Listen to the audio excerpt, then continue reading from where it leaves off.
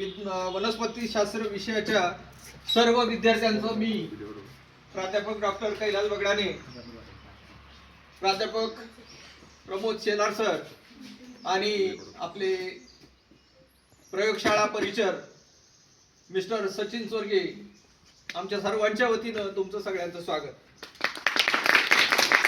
आज 27 जानेवारी 2026 आपण आलो आहोत।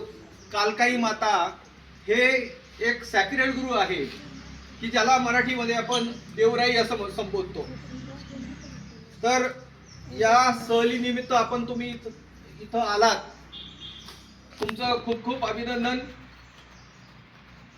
या ज्या काही देवराया असतात या अर्थातच देवाच्या किंवा देवीच्या नावानं राखून ठेवलेल्या असतात। तर हे जे काही देवराई असतं ते अतिशय पवित्र असं स्थळ असतं। आपल्या देशामध्ये भारतात साधारणतः 1 ते 1.5 लाख देवराया आहेत। आपल्या वनस्पतीशास्त्र विषयाचे ज्येष्ठ तज्ञ जे नुकतेच निर्वतले, ज्यांना देवाज्ञा झाली, ते कैलासवासी माधव गाडगीळ आणि त्याचबरोबर कैलासवासी वादवर्तक, नंतर कैलास मल्होत्रा, या सगळ्या वनस्पती तज्ञांनी या देवरायांवर खूप काम करून ठेवलंय आणि त्यांचं काम आपल्या सगळ्यांना पुढे न्यायचंय। मी या निमित्तानं आपणा सगळ्यांना सांगू इच्छितो की संशोधन करत असताना मी आणि माझे PhDचे मार्गदर्शक प्राध्यापक डॉक्टर ज्ञानेश्वर महाजन सरांनी पुरंदर तालुक्यातल्या लालचंडी या देवीच्या नावानं जी काही देवराई आहे त्याच्यावर रिसर्च पेपर केला आहे की जो रिसर्च पेपर पब्लिश झालेला आहे। हे ओघाने आलं म्हणून सांगतो। जसं मी सांगितलं की आपल्या देशामध्ये 1 ते 1.5 लाख देवराया आहेत, तसं आपल्या राज्यामध्ये महाराष्ट्र राज्यामध्ये साधारणतः 2.5 ते 3.5 हजार या देवराया आहेत।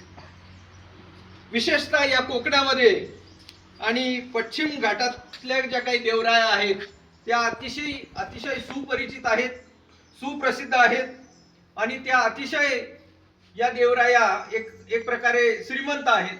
म्हणजे काय तर त्याच्यामध्ये खूप प्रकारची जैवविविधता आहे।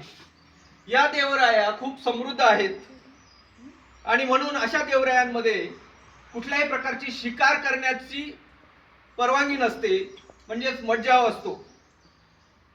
या देवरायांमधली जी काही जैवविविधता आहे ती टिकून राहते आणि अनेक वेगळ्या दुर्मिळ वनस्पती आपल्याला आपण जर पाहिलं सभोवताली तर अतिशय वेगळ्या प्रकारच्या वेली, लता, महालता, वृक्ष, श्रब्स, अंडर श्रब्स, बुशेस अशा प्रकारच्या वेगळ्या प्लांट्स आपल्याला इथं पाहायला मिळतात।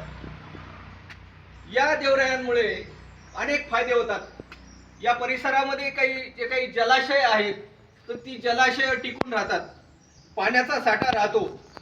याचबरोबर या देवरायांमुळे हे जंगल जे आहे ते संरक्षित राहतं आणि हे जंगल जे आहे ते सरकार संरक्षित करत नाही, तर हे जंगल हे लोकल इथले जे काही लोक आहेत तर ते हे संरक्षित करत असतात। देवराई ही निसर्ग संवर्धनाची एक सांस्कृतिक पद्धत आहे। परंपरेनुसार लोक श्रद्धेपोटी किंवा देवाचा किंवा देवीचा कोप होऊ नये, देवीला राग येऊ नये या भीतीपोटी या देवरायांचं संरक्षण करत असतात। माणूस शेती करू लागला तेव्हा काही जंगल त्यांनी नष्ट केली, पण ती जंगल नष्ट करत असताना सुद्धा काही भाग जो आहे तो त्यांनी संरक्षित ठेवला आणि तो भाग म्हणजेच या देवराया। या अशा देवरायांमध्ये असं छोटंसं मंदिर बांधून या सगळ्या झाडांचा याचं कॉन्झर्वेशन, याचं संवर्धन केलं जातं वेगवेगळ्या देवाच्या नावाने। जसं भैरवनाथ असेल, जसं भूतोबा असेल, तशा देवीच्या नावाने सुद्धा या देवराया टिकून आहेत। त्यामध्ये वाघजाई देवी आहे, घाटजाई देवी आहे आणि ही कालकाई माता अशा वेगवेगळ्या देवींच्या नावाने सुद्धा आपल्याला वेगळ्या या देवराया पाहायला मिळतात. म्हणून या देवरायांचं रक्षण होणं आवश्यक आहे. या देवरायांमध्ये दरवर्षी इथले जे काही खेड्यांमधले लोक आहेत ते नवरात्रीमध्ये विशेषतः किंवा वर्षातून एकदा इथं यात्रा भरते, इथं मेळावे भरतात, इथं सभा होतात. शास्त्र विषयाच्या विद्यार्थ्यांना या देवरायांचा अभ्यास करण्यासाठी वाव आहे. या देवराया अनेक औषधी वनस्पतींनी समृद्ध अशा आहेत. त्यामध्ये शैवाल वर्गीय काही वनस्पती आपल्याला पाहायला मिळतात. काही बुरशी म्हणजे मशरूम्स, ॲगॅरिकस सारख्या स्पीसीज पाहायला मिळतात. काही लायकेन्स पाहायला मिळतात.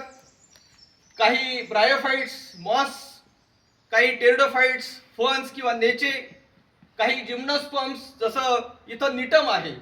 आणि ज्या जंगलामध्ये निटम सारखं जिम्नोस्पर्म असतं ते जंगल अतिशय समृद्ध आहे असं समजलं जातं. म्हणून तामिनी हा जो काही हे काही जंगल आहे ते अतिशय रिच आहे.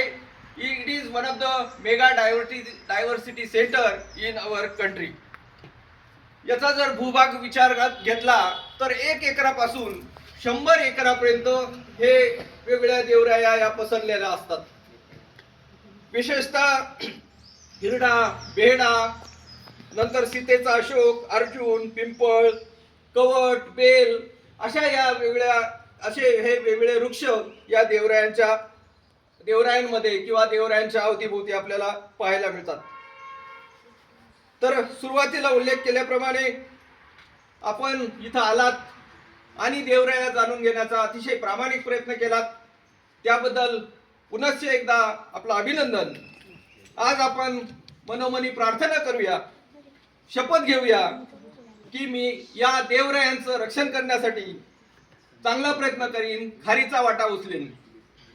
आणि याचबरोबर मी सुरुवातीला उल्लेख केल्याप्रमाणे कैलासवासी माधव गाडगीळ, ज्येष्ठ वनस्पती शास्त्र तज्ञ, यांना देवाज्ञा झाली. आपण सर्वांनी 2 मिनिट स्तब्ध उभं राहून त्यांना आदरांजली वाहूया.